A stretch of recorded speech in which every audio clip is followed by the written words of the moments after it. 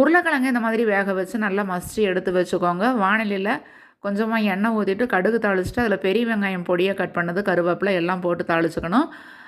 அது கொஞ்சமாக வணங்கின உடனேவே மஞ்சள் தூள், உப்பு எல்லாம் சேர்த்திக்கணும். இப்போ நம்ம வேக வச்சுருந்த அந்த உருளைக்கிழங்கையும் எடுத்து இதில் அப்படியே போட்டு கலந்துக்கிட்டு கொஞ்சமாக கரம் மசாலா தூள் போட்டுக்கணும்.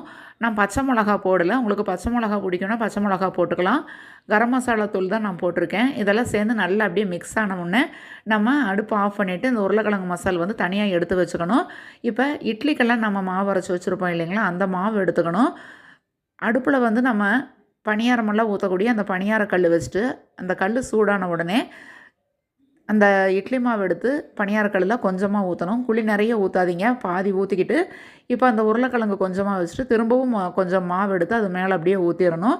இப்போ எண்ணெய் ஊற்றிட்டு நல்லா வந்து திருப்பி போட்டு எடுத்துக்கோங்க 2 சைடும். 2 வகை சட்னியோட இந்த ஸ்டஃப்டு பணியாரம் நம்மளுக்கு சூப்பராக ரெடி ஆயிருச்சு.